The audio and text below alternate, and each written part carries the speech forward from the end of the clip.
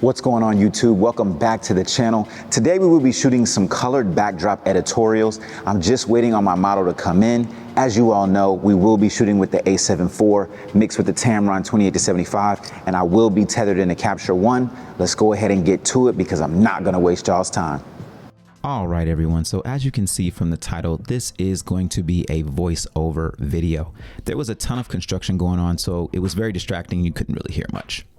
Moving on to this first look, you will notice that I have set up a 3-light setup. This was meant to be a very monochrome look. So the red dress that she has on was meant to be paired with a red backdrop. However, the studio did not have a red backdrop, and I could have sworn that they did, but no harm, no foul. We just rolled out a pink backdrop, and I decided because these are manual backdrops and they're not on motors, I was just gonna leave this backdrop up the entire shoot, and we were just going to change the color in post. So for this lighting, I used a cross lighting plus a fill.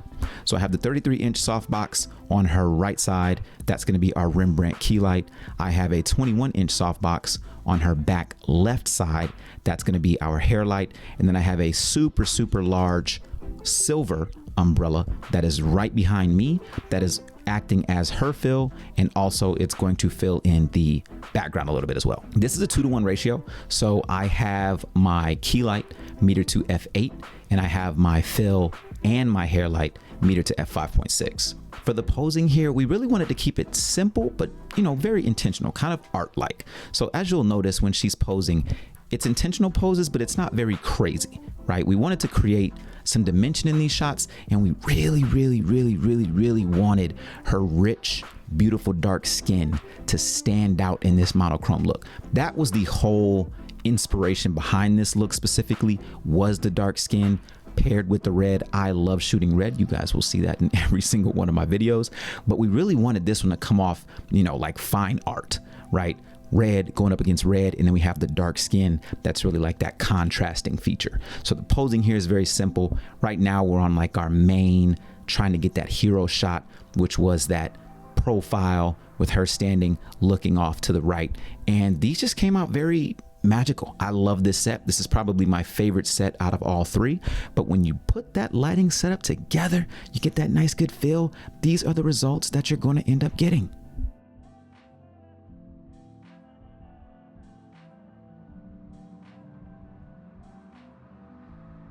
Now, moving on to look number 2, I decided to keep the cross plus fill lighting. So it's going to be the exact same 33-inch softbox off to the right. You have the hair light now that you can see off to the back left. And then I still have the big silver umbrella behind me, casting that good fill light and then also illuminating my background. So for this setup, we decided to get a little more fun with the posing. So each setup, we wanted to do the posing a little bit different.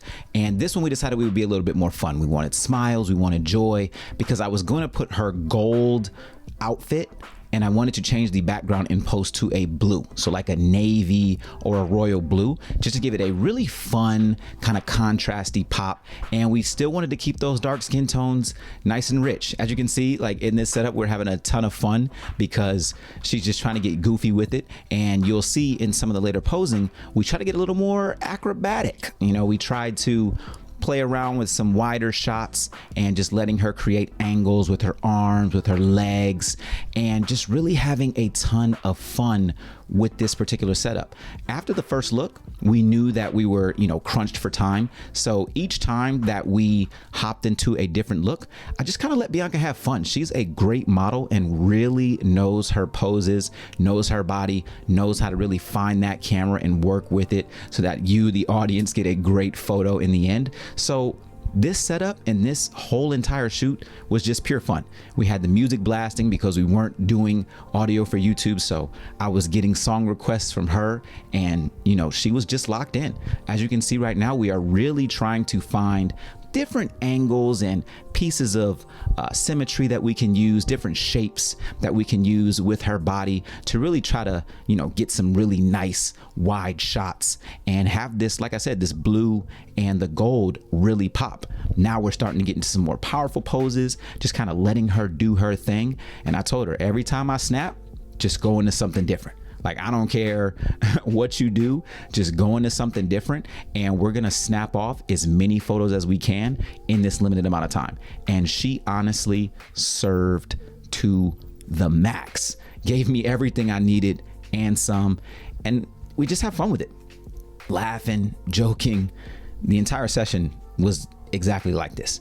And now we're kind of brainstorming, looking at the computer, trying to see what else can we do. And she is gonna take her little dance break. We love a dance break. There's nothing wrong with that.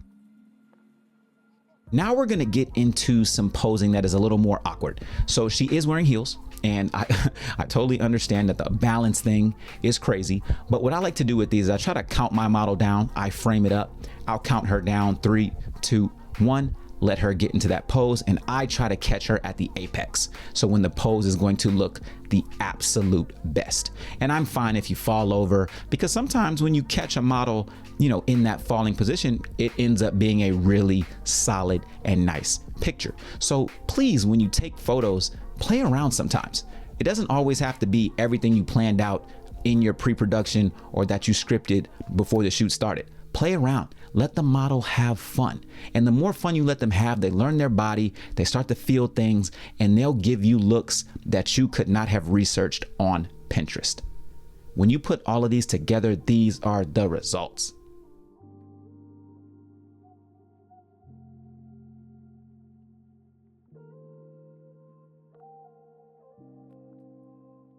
And now we are on to the third and final look. And for this look, I decided let's get a little moody, right? We didn't even plan to do 3 looks. We only planned to do 2, but she had an extra look and we had a little bit of extra time. So I cut off the fill light. So the big silver umbrella that was behind me, I turned that light off completely and decided we're gonna try to get, you know, a moodier backdrop, some moodier light on her body.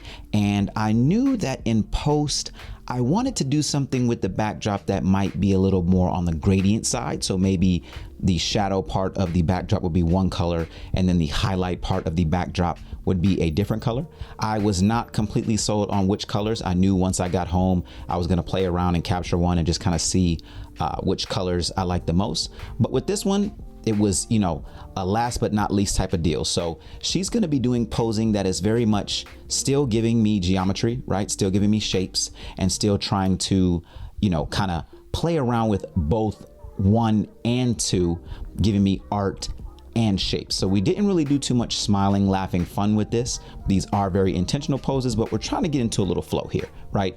We have the cross lighting going on. So when she turns away from that light, we will now get those more pronounced shadows. And when she turns into the light, we will get, you know, much less of that shadow. We'll have a much better highlight. So this one here, we turned on some quite somber music, something that wasn't so upbeat and up tempo. And we really tried to be very intentional with our posing and understanding where the lighting is hitting her. So this is one of those ones where when you try to get a little bit more dramatic with your lighting, you do need to be a little more intentional with what you tell your model and how you pose your model, because the different poses that you do are going to present differently in the final image, right? The first 2 looks that we did, I had a very sort of high key type of vibe, but now we're in a much more low key, moodier type of image, so you can get a little bit more weird with the posing, as we are doing right now. We're like, let's do some flexibility type of stuff. We were like, let's see if we can bring the lights down and kind of do something on the ground. So now we're kind of getting into some more, you know, acrobatics. Like I said, I like to just have fun, and this was actually her idea. She really wanted to get on the ground and was like, hey, I feel like there's some cool things that I could do down here. So let's see if we can get this setup moved down. And then I want to play around with, you know, leg angles and see what we can get. And this turned out to be the best part of the set, in my opinion, because this is where we were able to get super, super creative. And again, this is not posing that I would have researched on Pinterest or tried to find in my own time. This is just things that were coming up off the cusp. And sometimes when you're limited on time and you're limited on resources, you know, had to keep the same backdrop, sometimes that's when the most creative things kind of come out of you, right? When you're being forced to work under specific conditions that you didn't necessarily come in thinking that you were going to work off of. And for me, I was able to find a new lighting setup that I can switch to and from without actually having to move my lights. All I simply had to do was turn off my fill light, and now we have gotten a very, very, very different look from the first two. And this is just a testament to, get out there and practice, get on your horse, go get you a model, get you some studio time, and really just lock in, play, have fun, tether, take a look. If you don't like it, go back, try to fix some things. But cross lighting, as you all know, is my favorite, my absolute favorite.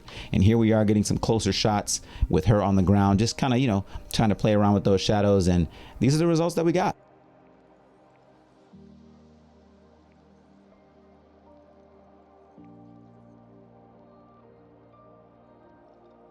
And that's going to be a wrap for today's shoot, guys. We kept it really simple with one lighting setup because we were pressed for time, but we killed it. 3 different looks. I want to say thank you so much to my amazing model, Bianca. Where can they find you?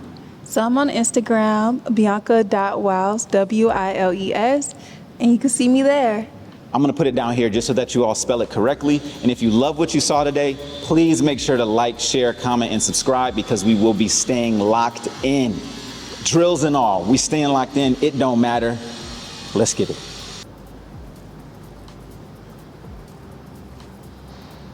What's going on, everybody? Welcome back to the channel.